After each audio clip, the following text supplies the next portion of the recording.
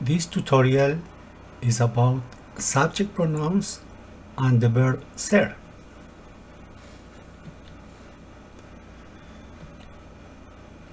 Subject pronouns is exactly what it sounds like, a pronoun that takes place of the noun as the subject of the sentences. Here are the subject pronouns in Spanish. Yo is the first person that is talking. It could be masculine or feminine. Tú is the person that we are talking to when there is eye contact. It could be masculine or feminine also. Él is the person that we are talking about. Ella is also the person that we are talking about. And usted also is the person that we are talking, and usted, it could be masculine or feminine. Nosotros it could be a masculine group or a mixed group, and nosotras is a group of feminine. Vosotros, vosotras means you all, informal, and vosotros is a group of masculine boys and a mixed group, and vosotras is a feminine group. Ellos, it's a masculine group, ellas is a feminine group, and ustedes means you all, formal, and it could be a masculine group or a feminine group or a mixed group. Yo is the first person,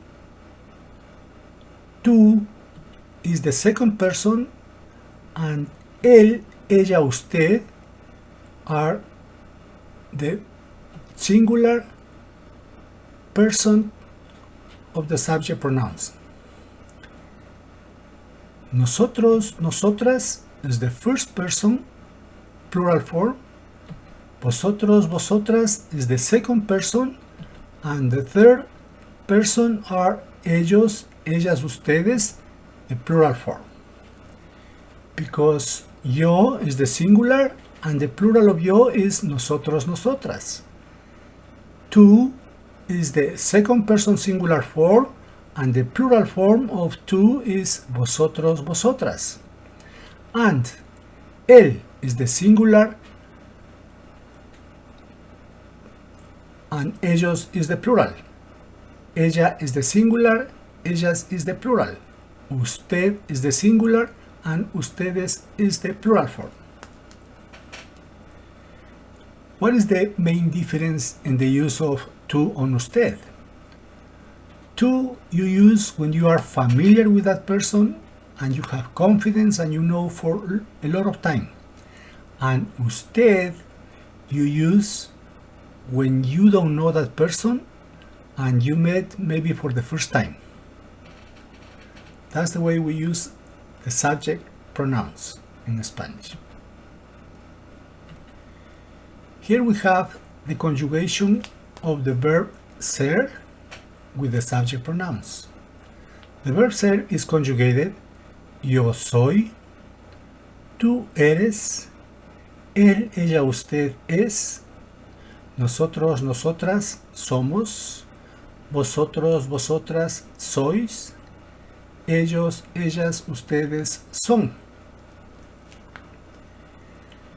There is a big difference in the use of the subject pronouns in Spanish and English. Let's analyze some examples. For instance, in this example, in these sentences, are beautiful. There is incomplete sentences because if we use just the form of the verb are, we don't know if we are referring to the you or the we or they. So we have to have in English the subject pronoun. You are beautiful. That's a complete sentence. In Spanish, it's completely different. If I have these sentences, eres bonita. This is the form of the verb ser. This form of the verb is the conjugation of the tú. Tú, there is no another option for this form of the verb, eres. So we cannot say tú somos or tú sois. This is the only option to conjugate tú. So in Spanish, we can omit the subject of the sentences. If we use the subject, it's okay, but we can omit the subject. The subject in these sentences is Maria. Maria is a noun. That's why they are called subject pronouns, because a pronoun can replace a noun. So which pronoun should I use to replace Maria? To replace Maria, I should use ella. My sentences could be ella es alta. Let's find out which is the form of the verb to complete these sentences. María y Pedro, what is the form of the verb? Altos. When the subject are a person, that is no problem, because María y Pedro, those are plural subject. It could be replaced with ellos. What is the form of the verb ser? Is son. So to complete my sentences, for María y Pedro son altos. Jorge y yo. What is the form of the verb to complete the sentences? Inteligentes. George and I means we. The form of the verb is somos. Jorge y yo somos inteligentes. What happened with the subject of the sentences is not a person, is an object, is a thing. What is the form of the verb to complete the sentences? There is a rule that we should apply to all of the verbs in Spanish. When the subject of the sentences is not a person, is an object, and the subject is singular, we should use the singular form, third person of the conjugation of the verb. In this case, el libro de español es nuevo. Third person singular form when the subject of the sentences is singular. When my subject of the sentences is plural, los libros de español, form of the verb, nuevos. The same.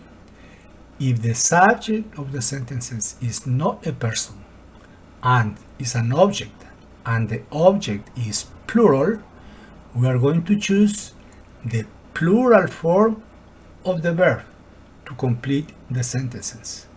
If we apply this rule to any verb in Spanish, it's going to be easier to identify the form of the verb to complete those sentences. Here are some uses of the verb ser.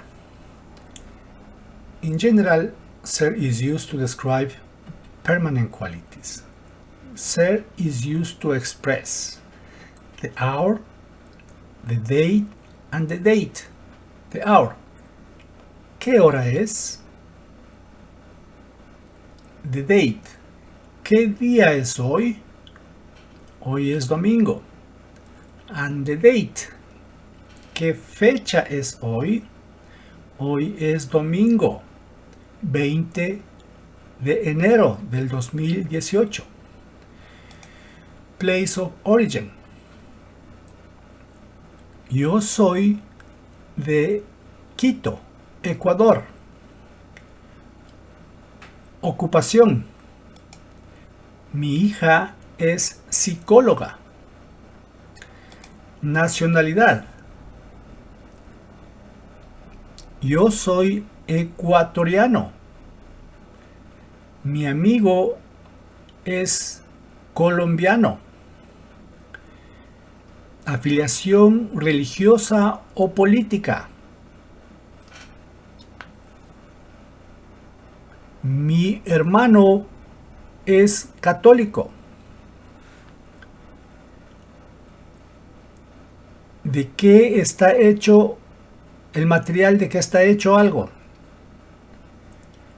El escritorio es de madera. The desk is made of wood. Posesión. El marcador es de María. The marker is Mary's market. Relación de una persona con otra. Los estudiantes son mis amigos. Algunas expresiones impersonales. Es importante practicar español todos los días. ¿Dónde un evento toma lugar? La clase de español es en el edificio Cook 105. Y cualidades esenciales. To use with essential qualities, normally we are going to use with descriptive adjectives. Los estudiantes son muy inteligentes. As you can see, ser, it has a lot of uses and is one of those irregular verbs to conjugate.